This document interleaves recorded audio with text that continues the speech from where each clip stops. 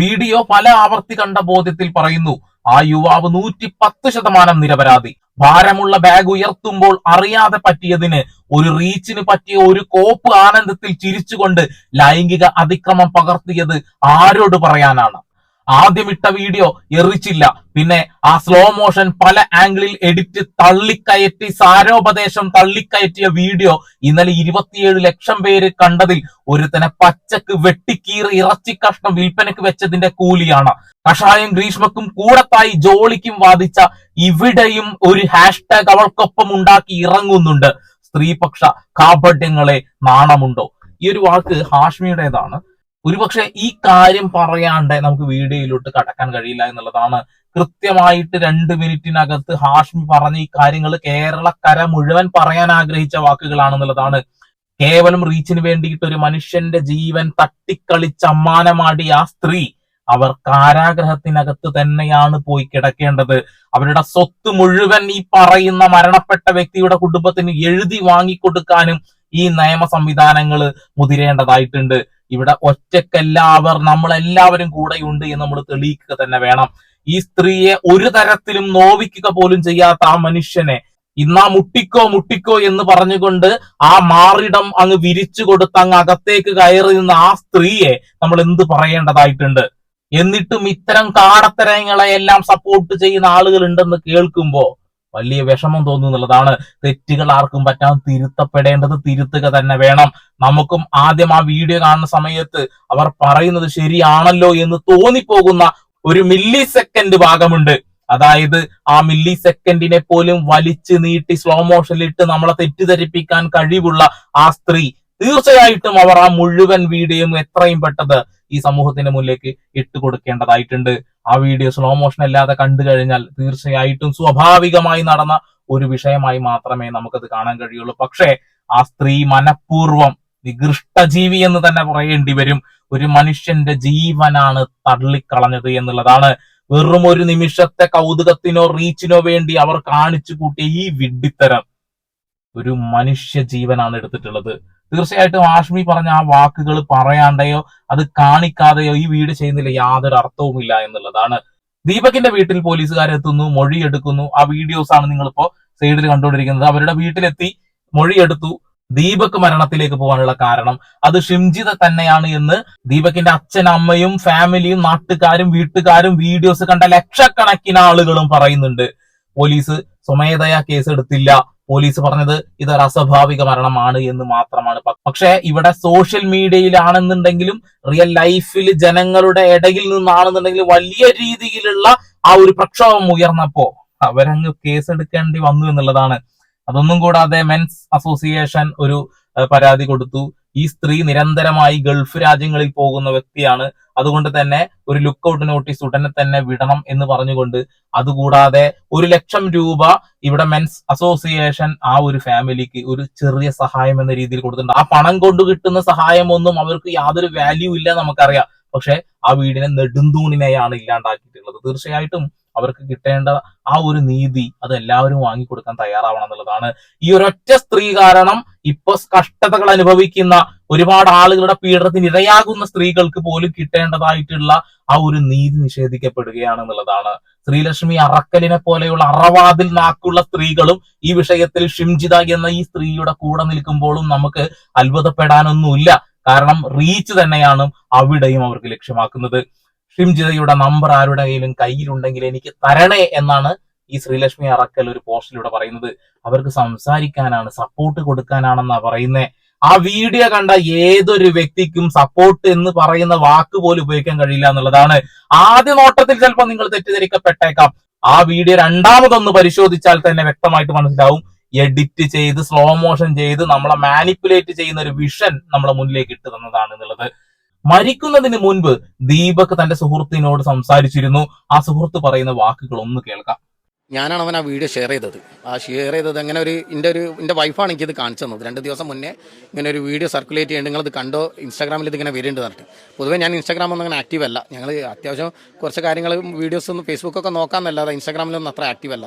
അപ്പോൾ അവരിങ്ങനെ കാണിച്ചാൽ ഞാൻ അവനാവില്ല, അവനങ്ങനെ ചെയ്യൂല എന്ന് പറഞ്ഞിട്ട് ഞാനത് അവരെ നിരുത്സാഹപ്പെടുത്തി ഞാൻ ഓഫാക്കി കിടന്ന്. അപ്പോൾ അതിൻ്റെ ഇടയിൽ എനിക്കൊരു മനസ്സിനൊരുത് ഇനി അഥവാ എന്തോ ആണ് സത്യാവസ്ഥ അറിയണമല്ലോ. ഞാൻ അവനെ വിളിച്ച് ഇങ്ങനെ സംസാരിച്ചിട്ട് അവനോട് ഞാനിങ്ങനെ പയ്യന്നൊരു ഭാഗത്തു കൂടി യാത്ര ചെയ്തിരുന്നു. ഇത് എവിടെ വെച്ചിട്ടാ വീഡിയോ എടുത്തതോ എങ്ങനെ വീഡിയോ എടുത്തോ ഒന്നും അവൻ്റെ മനസ്സിലില്ല. അവൻ എന്നോട് പറയണത് ഞാൻ ടയേർഡായിരുന്നു, വർക്ക് കഴിഞ്ഞ് ടയേർഡാണ്. അവൻ്റെ കയ്യിൽ 10-40 കിലോൻ്റെ ബാഗുണ്ട്. അവൻ ആ ഗാർമെൻസിൻ്റെ മെറ്റീരിയലായിട്ടാണ് നടക്കുക. അവർ ആ ബാഗ് മുന്നിൽ വെക്കുന്ന ഒരു കൈ ഇതുമൂലമാണ് സപ്പോർട്ട് ചെയ്ത് നിൽക്കുകയാണ്. ആ സമയത്താണ് ഇത് സംഭവിച്ചതായിരിക്കും. അവന് ഓർമ്മയില്ല. അവൻ പറയണത് എന്താണ്, എനിക്ക് അങ്ങനത്തെ ഒരു ഓർമ്മയില്ല. കാരണം യാത്രയാണ് ആൾക്കാരല്ലേ. ഇവരിപ്പോൾ ഈ ചെറിയ ചെറിയ കാര്യങ്ങളൊക്കെ ചിന്തിക്കുമോ, ബാക്കിൽ ആരാ നിൽക്കണം മുന്നിൽ ആരാ നിൽക്കണം എന്നൊക്കെ ആയിരിക്കും ചിന്തിക്കുമോ. അവരവൻ്റെ ക്ഷീണത്തിൽ നിൽക്കണതല്ലേ. പിന്നെ അതിൻ്റെ ഇടയിൽ മൊബൈൽ എടുത്തിട്ടുണ്ടാവും, വീഡിയോസ് കണ്ടിട്ട് മൊബൈലിൽ എന്തൊക്കെ നോക്കിയിട്ട് അതൊക്കെ സ്വാഭാവികമായിട്ട് നടക്കണല്ലേ. ബസ്സിൽ നിന്ന് ആള് ഇറങ്ങി ഓടി, അല്ല വളരെ വേഗത്തിൽ ഇറങ്ങിപ്പോയി. ഞാൻ പ്രശ്നമുണ്ടാക്കിയപ്പോ ബാക്കിലുള്ള ആള് ചോദിച്ചു എന്താ വീഡിയോ എടുത്തത് എന്നുള്ളത്. ഉടനെ തന്നെ പറഞ്ഞത്രേ, അതായത് അയാൾ എന്നെ അത് ചെയ്തു എന്നുള്ളത്. അങ്ങനെ ഒരു വിഷയം ഉണ്ടായിട്ടുണ്ടെങ്കിൽ തന്റെ ആത്മസുഹൃത്തിനോട് കൃത്യമായിട്ട് അത് പറയില്ലേ. ഒരു വീഡിയോ എടുത്തത് പോലും ആൾ അറിഞ്ഞിട്ടില്ല. ആ വീഡിയോ നോക്കുമ്പോൾ നമുക്ക് മനസ്സിലാവുന്നുണ്ട് എന്നുള്ളതാണ്. വീഡിയോ എടുത്തത് ആള് കണ്ടിരുന്നു. അതിനുശേഷമാണ് എന്നെ ഇങ്ങനെ ചെയ്തത് എന്ന് പറഞ്ഞ് കാണിക്കുന്ന വീഡിയോയും നമ്മൾ പരിശോധിച്ചതാണെന്നുള്ളതാണ്. ഒരുപാട് സ്ഥലം ഉണ്ടായിട്ട് മാറിയിടം അങ്ങ് പകുത്ത് വെച്ചു കൊടുത്ത് അങ്ങ് തട്ടെന്ന് പറഞ്ഞുകൊണ്ട് അറിയാതെ തട്ടിയതിന് സ്ലോ മോഷനിലിട്ട് നമ്മളെ പറ്റിച്ച ആ സ്ത്രീ എന്ത് പറയാനാണ്. അവര് ചോദിച്ചത്രേ, എന്താ നിങ്ങൾ കണ്ണില്ലേ, എന്തിനാണ് നിങ്ങൾ തൊടുന്നത് എന്നൊക്കെ ചോദിച്ചു എന്ന് പറയുന്നുണ്ട്. പക്ഷേ തന്റെ ആത്മസുഹൃത്തിനോട് പോലും അങ്ങനെ ഒന്നും എനിക്കറിയില്ല, അതെന്താണ് സംഭവം എന്ന് പോലും അറിയില്ല എന്ന് പറഞ്ഞിട്ടുണ്ടെങ്കിൽ തീർച്ചയായിട്ടും അന്നം കഴിക്കുന്ന ഏതൊരു മനുഷ്യനും ഇത് മനസ്സിലാവും. ഷിംജിത മനഃപൂർവ്വം തന്നെയാണ് അതൊക്കെ ചെയ്തത് എന്നുള്ളതാണ്. തുടർന്ന് കേൾക്കാം. അത്തരം കാര്യങ്ങളായിട്ട് എനിക്കത് തോന്നിയിട്ടുള്ളൂ. അതിൻ്റെ ഇടയിൽ ആ കൊച്ചിൻ്റെ ഒരു വികൃതിയായിട്ടാണ് ഞാനത് കാണുന്നത്. കാരണം അത് ഫസ്റ്റ് ഞാനത് കണ്ടിട്ട് എനിക്ക് റീലായിട്ടാണ് തോന്നിയത്. ഞാൻ പറഞ്ഞത് റീലായിട്ട് പിടിക്കണമെന്നുള്ള രീതിയിലാണ് ആ കൊച്ചിൻ്റെ പെരുമാറ്റമൊക്കെ. ബാക്കിലേക്ക് നിൽക്കണം, മൊബൈൽ എടുക്കണം, തിരിഞ്ഞു വരുന്നു, ഓൻ അടുത്തേക്ക് നിൽക്കണം, എന്നിട്ട് ഇങ്ങനെ ചിരിച്ചുകൊണ്ട് ഇങ്ങനെ ഹോസ് ചെയ്യണ്. ഇത് അവരിങ്ങനെ നിന്നിട്ട് അവരിങ്ങനെ സന്തോഷത്തോടെ ചിരിച്ചിട്ട് ഇങ്ങനെ ചെയ്യാണ്. അപ്പോൾ റീലാണെന്നുള്ള രീതിയിലാണ് ഞാൻ ആദ്യം കണ്ടത്. പിന്നെ എനിക്ക് മനസ്സിലായി ഇതിൻ്റെ കമന്റ് ഒക്കെ വരാൻ ഇത് റീലല്ലാന്ന്. പിന്നെ അവനാണ് ശരിക്കും അവനാണെന്ന് മനസ്സിലാതെ ഞാനും തകർന്നു പോയി. ഒന്നാമത്തെ വീഡിയോ വന്ന സമയത്ത് അതൊരു നോർമൽ ആയിട്ടാണ് കണ്ടത്. പക്ഷെ രണ്ടാമത്തെ വീഡിയോ ആണ് ഇദ്ദേഹത്തിനെ മരണത്തിലേക്ക് തള്ളിവിടുന്നത്. ഒന്നാമത്തെ വീഡിയോ അത് മാനിപ്പുലേറ്റഡ് ആണ് എന്ന് വ്യക്തമായിട്ട് അതിനിടയിൽ വന്ന കമന്റുകളൊക്കെ നമ്മൾ കണ്ടതാണ്. ആ കമന്റുകൾ വായിച്ചാൽ തന്നെ ആൾ ഒരിക്കലും തളരില്ല. പക്ഷെ രണ്ടാമത്തെ വീഡിയോ അയാളുടെ ഫാമിലി ഇത് കാണണം, അങ്ങനെ വളരെ മോശപ്പെട്ട രീതിയിലുള്ള കുറെ കാര്യങ്ങൾ പറയുന്നു. ഞരമ്പനാണ്, അതാണ് ഇതാണെന്നൊക്കെ പറഞ്ഞ് അയാളെ മനഃപൂർവ്വം കരിവാരി തേക്കാൻ ശ്രമിച്ചതുപോലെ തന്നെയാണ്. ആ വീഡിയോ കണ്ടിട്ടുള്ള ഏതൊരു മനുഷ്യനും മനസ്സിലാവും. ആ വീഡിയോ എവിഡൻസ് ഒക്കെ ഡിലീറ്റ് ചെയ്ത് കളഞ്ഞിട്ടും കാര്യമില്ല. കാരണം അത് ജനങ്ങളുടെ കൈകളിൽ കിടക്കുന്നുണ്ട് എന്നുള്ളതാണ്. തെറ്റുകൾ പറ്റുന്നത് നമുക്ക് തിരുത്തപ്പെടാൻ പറ്റുന്ന തെറ്റുകളായിരിക്കണം. അല്ലെങ്കിൽ ആ തെറ്റുകൾക്ക് ഉള്ള ശിക്ഷ നമ്മൾ വാങ്ങുക തന്നെ വേണം എന്നുള്ളതാണ്. ഇതേ സുഹൃത്ത് തന്നെ അദ്ദേഹത്തിനോട് പറയുകയും ചെയ്തിട്ടുണ്ടായിരുന്നു, നീ പുറത്തിറങ്ങല്ലേ, നമുക്ക് നേരെ ഇതൊന്ന് പരാതിപ്പെടാം, എന്നതിന് ശേഷം നമുക്ക് ഇറങ്ങിയാൽ മതി എന്ന് പറഞ്ഞിരുന്നു എന്നാ പറയുന്നത്.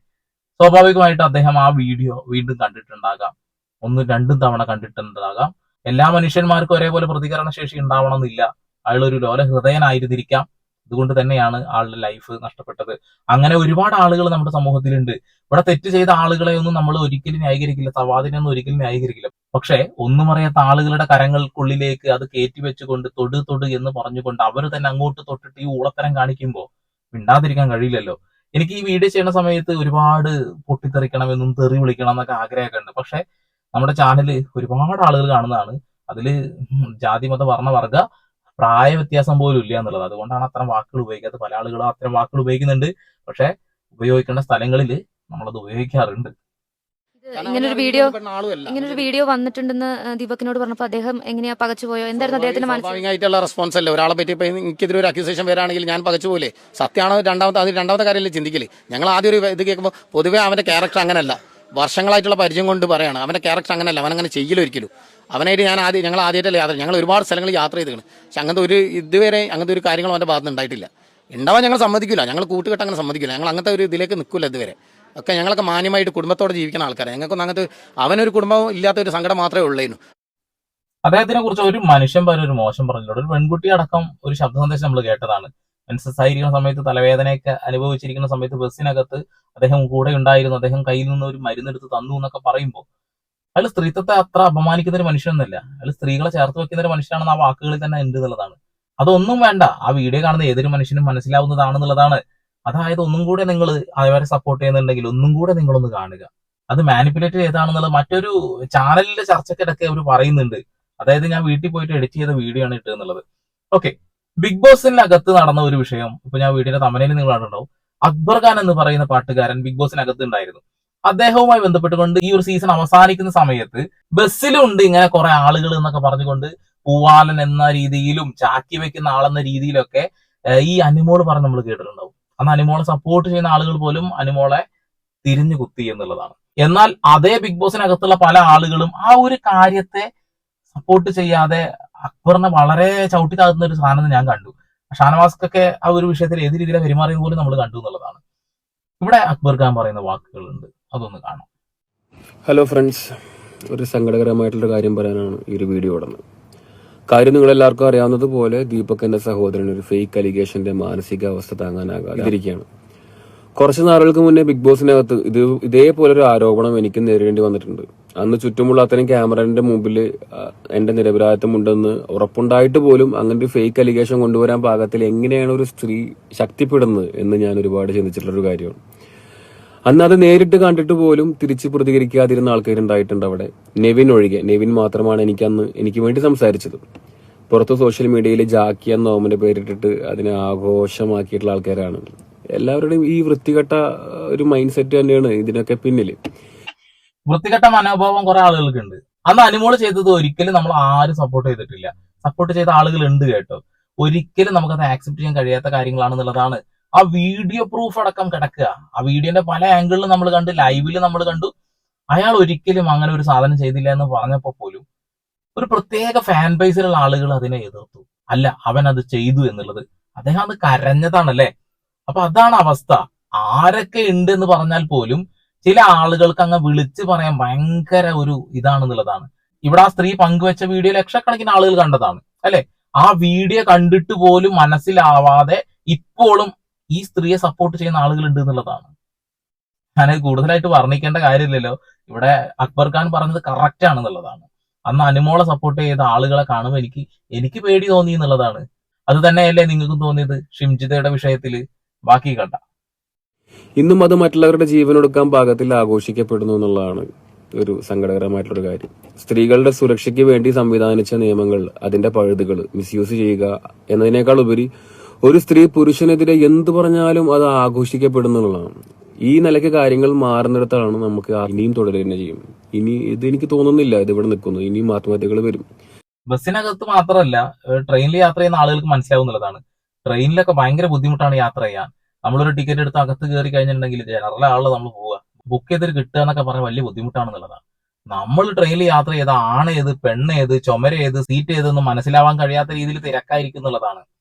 അത്രക്ക് ബുദ്ധിമുട്ടാണെന്നുള്ളത്. അതിന് ആരൊക്കെ കയറി പിടിച്ചു, ആരൊക്കെ ഉന്തി, ആരൊക്കെ കുത്തി, ആരൊക്കെ കടിച്ചു ഒന്നും മനസ്സിലാൻ കഴിയാത്ത രീതിയിലാണെന്നുള്ളതാണ്. സ്ഥിരം ട്രെയിനിൽ പോകുന്ന ആളുകൾക്ക് അത് വ്യക്തമായിട്ട് മനസ്സിലാവും. ബസ്സിന്റെ അവസ്ഥ എന്ന് പറഞ്ഞിട്ടുണ്ടെങ്കിൽ സ്കൂൾ വിടുന്ന സമയങ്ങളിൽ മാത്രമാണ് ബസ്സുകളിൽ കൂടുതൽ തിരക്കുണ്ടാവാറുള്ളൂ. അല്ലാത്ത പക്ഷം തിരക്ക് വളരെ കുറവായിരിക്കും. ചില ആളുകളുടെ ന്യായീകരണം എന്നറിയും, സ്ത്രീകൾക്കാണല്ലോ മുൻവശത്തിരിക്കാനുള്ള റൈറ്റ് ഉള്ളത് എന്നാ പറയുന്നത്. സ്ത്രീകൾ മുന്നിലും പുരുഷന്മാർ പിന്നിലുമായിരിക്കും നിൽക്കുന്നുണ്ടാവുക. പക്ഷെ ഇവിടെ ഈ പുരുഷൻ എന്തുകൊണ്ട് ഫ്രണ്ടിൽ വന്നു എന്നുള്ള രീതിയിലൊക്കെയാണ് ചർച്ചകൾ. ബസ് സ്റ്റാൻഡ് എത്തിക്കഴിഞ്ഞിട്ടുണ്ടെങ്കിൽ ഏതൊരു വ്യക്തിയും ഫ്രണ്ടിലൂടെയും പുറത്തിറങ്ങാറുണ്ട്, ബാക്കിലൂടെയും പുറത്തിറങ്ങാറുണ്ട്. അയാൾ അവിടെ വന്ന് നിന്നോ ഒരു സ്ത്രീയെ പോലും ഉപദ്രവിക്കാതെ, ഇവര് പറയുന്ന വാക്കെന്താ, ഒരു സ്ത്രീയെ എന്തോ ചെയ്തത് കണ്ട് ഇഷ്ടപ്പെട്ടില്ല, അതുകൊണ്ട് ഞാൻ ക്യാമറ എടുത്ത് ചെന്ന് അങ്ങ് മുട്ടിച്ചു കൊടുത്തു എന്നാ പറയുന്നത്. അത് തന്നെയാണ് നമ്മൾ കണ്ടിട്ടുള്ളത്. അപ്പൊ ന്യായീകരണങ്ങൾ പലവിധമാണ് എന്നുള്ളതാണ്. ആളെ ചവിട്ടി താഴ്ത്താൻ ശ്രമിക്കുന്ന ആളുകൾ അത് ചവിട്ടി താഴ്ത്തിക്കൊണ്ടിരിക്കുന്നു. പക്ഷെ അതൊന്നും വില പോകുന്നില്ല. ഭൂരിഭാഗം ആളുകളും ഈ വിഷയത്തിൽ ഷിംജിതയെ സപ്പോർട്ട് ചെയ്യുന്നത് ഞാൻ കണ്ടിട്ടില്ല. താൻ തെറ്റ് ചെയ്തിട്ടില്ല എന്നുള്ള ബോധ്യമുണ്ടെങ്കിൽ പോലും ഒരു ആരോപണത്തിനെതിരെ പ്രതികരിക്കാനും പോരാടാനുള്ള ധൈര്യം, മാനസിക നിലയൊന്നും എല്ലാവർക്കും ഒരുപോലെ ആവണമെന്നില്ല. അത് ഓരോരുത്തരുടെയും മാനസിക ആരോഗ്യത്തിനനുസരിച്ചാണ്. അതില്ലാത്തവരെ സപ്പോർട്ട് ചെയ്യുന്നതിന് പകരം നമ്മൾ കാണിച്ചു കൂട്ടുന്നത് ഭയങ്കര ബോറാണ്. ഗാലറിയിൽ ഇരുന്ന് കളി കാണുന്നവർ പോലെ അതല്ലെങ്കിൽ എന്ത് വേണമെങ്കിലും എഴുതി വിടാം, ആരെക്കുറിച്ച് എന്തും പറയാം. അവസ്ഥയിലൂടെ കടന്നു പോകുന്ന ഒരാൾക്ക് മാത്രമേ അതിന്റെ ഒരു ചൂടും വേവൊക്കെ അറിയുള്ളൂ. ഞാനത് അനുഭവിച്ചിട്ടുള്ള ഒരാളാണ്, അതുകൊണ്ട് എനിക്ക് കറക്റ്റായിട്ട് പറയാൻ പറ്റും. പ്ലീസ് ഇനിയെങ്കിലും നിങ്ങൾ നിർത്തും. ഇതൊരു ട്രെൻഡിങ് ആണ് ബ്രോ. ഈ ട്രെൻഡിങ് അവസാനിപ്പിക്കാൻ കഴിയില്ല. അടുത്ത ഒരാള് ഉടനെ തന്നെ വരും. ഇതിനിടയിൽ സത്യസന്ധമായിട്ട് ഇറങ്ങി വരുന്ന ആളുകൾക്ക് പോലും ബുദ്ധിമുട്ടുണ്ടാവും എന്നുള്ളതാണ്. നമ്മളൊരു വിഷയം ഉണ്ടാകുന്ന സമയത്ത് ആദ്യം പ്രതികരിക്കണം, ജനങ്ങളെ മുന്നിലേക്ക് അത് എത്തിക്കണം എന്നുള്ളതാണ്. അതിന് വീഡിയോ എടുത്തത് പ്രചരിപ്പിക്കുക എന്നുള്ളത് മാത്രമല്ല, ബസ്സിനകത്ത് ഉള്ള ആളുകളെ അത് അറിയിച്ചു കഴിഞ്ഞാൽ തന്നെ അതിനൊരു പരിഹാരമാകും. പിന്നെ ഏതൊരു ബസ്സിലും, ഇപ്പോൾ ലോക്കൽ ബസ്സിലാണെന്നുണ്ടെങ്കിലും ക്യാമറകളുണ്ട്. ആ ക്യാമറകളൊക്കെ പ്രവർത്തിക്കുന്നുണ്ടോ എന്ന് കൂടി ഒന്ന് പരിശോധിക്കേണ്ടത് അത് ഇവിടെയുള്ള സർക്കാർ സംവിധാനങ്ങളാണ് എന്നുള്ളതാണ്. ഈ സ്ത്രീ ചെയ്ത കാര്യത്തിനെ ഒരിക്കലും ന്യായീകരിക്കാൻ കഴിയില്ല. ആ വീഡിയോയിൽ എന്തായാലും അയാൾ ഒന്നൊരു വൃത്തികേടും ചെയ്തിട്ടില്ല. അയാൾ അങ്ങോട്ട് പോയി ടച്ച് ചെയ്താണെന്നുള്ളത് ഇനി പറയേണ്ടതായിട്ടില്ലല്ലോ.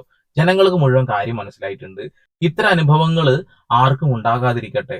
സ്ത്രീക്കും പുരുഷനും ഒരു നീതി വേണമെന്ന് ആഗ്രഹിക്കുന്ന നമ്മൾ എന്തുകൊണ്ടാണ് ഈ വിഷയത്തിൽ ആ പുരുഷന്റെ മുഖം മാത്രം കാണിക്കുന്ന ചാനൽസിനെ മാത്രം കാണുന്നത്?